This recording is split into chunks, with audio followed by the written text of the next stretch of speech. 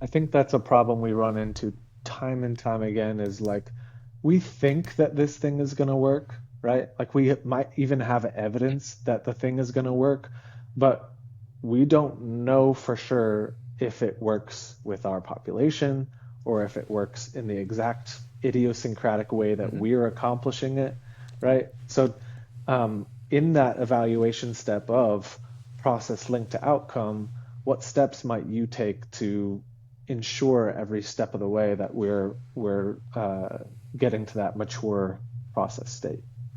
So usually I don't install a process permanently until I've tested it, right? So I Mm-hmm. want to know that it works. Yeah. And because if I install it and it doesn't work, I'll feel the pain. Mm-hmm. So I'll give you a good example. This is a non-healthcare example, but it's a beautiful one right now that sort of Yeah. illustrates this. You may have followed. I'm sure you all have flown Southwest Airlines. Mm-hmm. Um, uh, I believe it was about a month ago. Southwest eliminated its long-standing process for boarding planes, where you used to kind of run for Yeah. your seat and no Right. assigned seats, and you'd line up and do all that stuff. They've been doing that for decades, right? Mm-hmm. Now Southwest had the fastest turnaround time in the industry early on. That was one of the things that helped them grow, and they were amazing at it. But Mm-hmm. in long reasons why, but in today's market and in their growth, they learned that they needed to change, and they decided that they were going to get into this boarding process. Now, if you've been following the news, they are having a lot of trouble with this boarding process, and it's weird because you're like, well, everybody does it this way, so why would it be so hard for Southwest, who are really good at process, to make this switch? And part of it is that they I know that they must have tested it to some degree, but when they moved from their small testing that seemed to work to full scale, they're discovering all kinds of things that they didn't pick up on initially.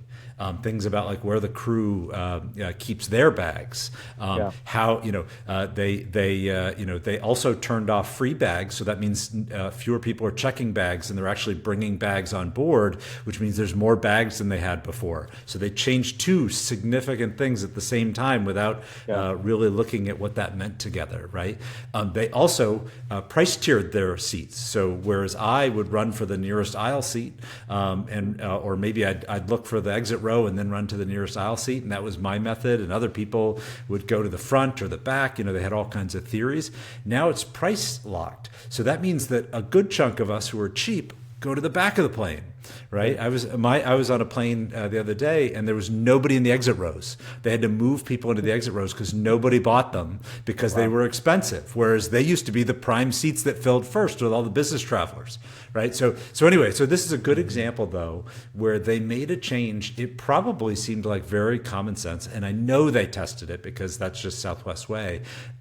But they are grappling with a whole host of system issues because they went to full scale without fully appreciating all the ins and outs of what was going on. And most of these could have been predictable, and they're going to suffer some consequences of inefficiency and customer friction and things like that, and bad media for a while until they figure it out. And I'm sure they will. But it's a good example of where something that seems like it's so common sense, everybody else does it, I should just be able to flip a switch, it shouldn't be that hard, actually creates some significant issues because you didn't test it enough to figure out what are the issues to make sure it worked.